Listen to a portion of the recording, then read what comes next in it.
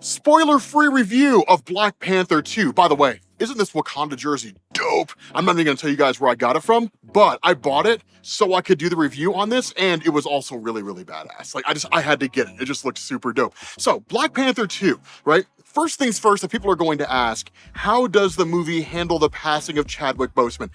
They do it very tastefully, and they do it very well. I absolutely love the way it was handled. Having said that, I know that coming out of basically Chadwick Boseman's whole run in the Marvel Cinematic Universe before he passed away, a lot of people were probably going to be asking the question, can this movie succeed without Chadwick Boseman playing T'Challa? The answer is absolutely, resolutely, yes. It is a great movie. It's an emotional roller coaster. 20 minutes into this film, and I'm just like, bro, like, I'm kind of struggling, right? I'm just like, man, like it's hard not to cry because it's a very, very emotional moment, right? It's an emotional thing when they deal with Chadwick Boseman's passing in the actual film itself. Having said that, all the other characters shine in a way that you probably didn't think they would have been able to do, right? Where you were just kind of like, wow, look at everything these characters bring to the table. I love the way it was done, right? Basically, if you look at the movie for what it is, there is a kind of main star to a degree, but the reality is it just feels like a bunch of main stars. It's an ensemble cast. And where normally you would look at a movie like that and you would feel like the movie would be all disheveled, it'd be all over the place, nobody would really understand what's going on with anybody's story. Everyone's story is tied together, it's intertwined, and it's also handled in a really amazing way. Now, also, again, not a major spoiler, I won't reveal an identity here, but as you guys know from the trailer, we do get a new Black Panther. That person's story in becoming the new Black Panther is amazing. I'm not even gonna lie to you guys. I honestly think that for a single film, it's the best storytelling that's been done for like an individual character. Just their journey, right? Just for a singular character, it's some of the best storytelling ever that's ever been done. The other thing that I also want to throw out here, and I might make a separate video where I talk about this and offer my thoughts on it, this is what Phase 4 should have been, to be honest with you guys. It shouldn't have been She-Hulk. It shouldn't have even been Loki or WandaVision. Honestly, WandaVision, maybe that should have been a movie. Loki should have been a TV show or film in Phase 5. No Spider-Man, No Way Home, no Doctor Strange 2.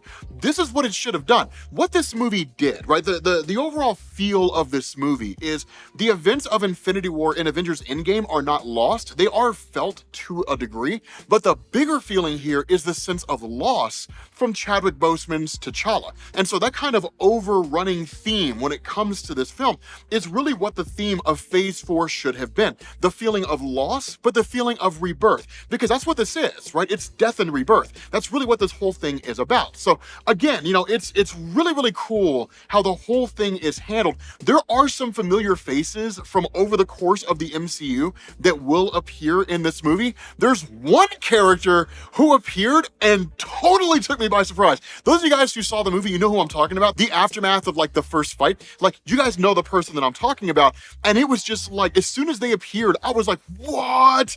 And I was like, okay, so the MCU is serious. They're going in that direction. And I'm really excited to see what direction it goes in.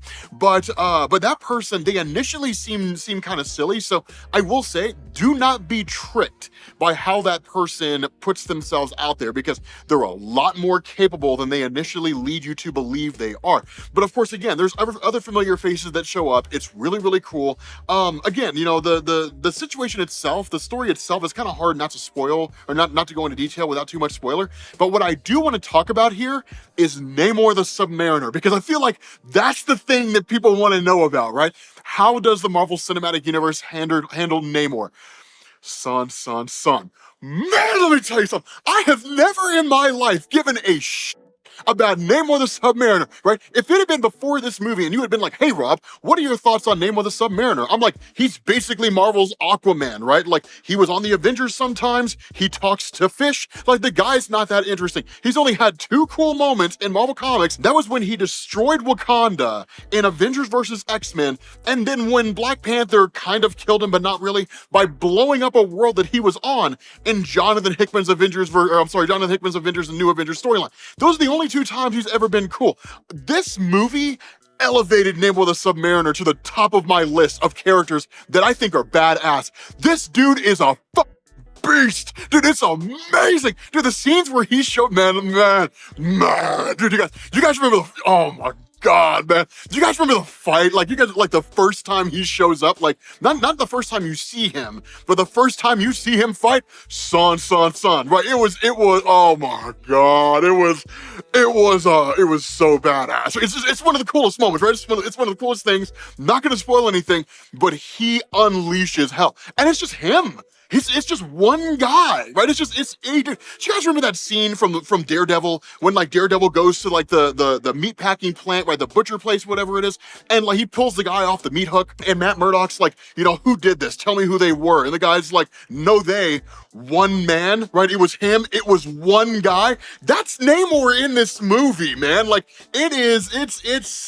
it's phenomenal, man, because there's this point in the movie when like the guy, when it looks like they've got him down, right? It looks like he's defeated, you know, and it's just like, no, man, like you can kind of tell, like, no, dude, this guy's just getting warmed up, right? Like, it's like El Presador said in that Sandy Ravage video from back in the day, right? You didn't beat him, you just pissed him off, and now you because now he's gonna be out for blood. That's basically what this is, right? Like it's like Namor was phenomenal, and his story is amazing. Oh my God, his kingdom looks beautiful. It looks absolutely gorgeous. It looks absolutely phenomenal. Just the whole Namor thing, right? The whole Namor element is just this incredible thing in the movie. I absolutely loved it. You guys can also tell by my excitement about Namor the Submariner what likely happens with his character, right? You know, it's for those of you guys who are hoping, right? And I don't know if this is really a spoiler, but I feel like this is what people want to hear.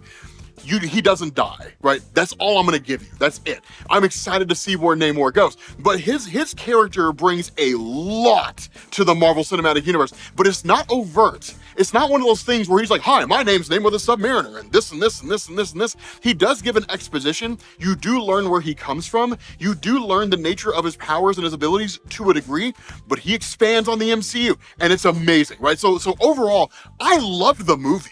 I thought the movie was beautifully shot. It was exciting. The Marvel Cinematic Universe feels like it's back. If I'm being honest with you guys, right? Pound for pound, shot for shot, minute for minute, this is the best film that they've released in Phase 4. It's better than Spider-Man No Way Home, certainly better than Doctor Strange 2 Multiverse of Madness. It is unequivocally better than Thor, right? Or Thor Love and Thunder. Also, for those of you guys who didn't like Gore the God Butcher and who are afraid that the Marvel Cinematic Universe is going to give Namor the Submariner the Gore the God Butcher treatment, fret not.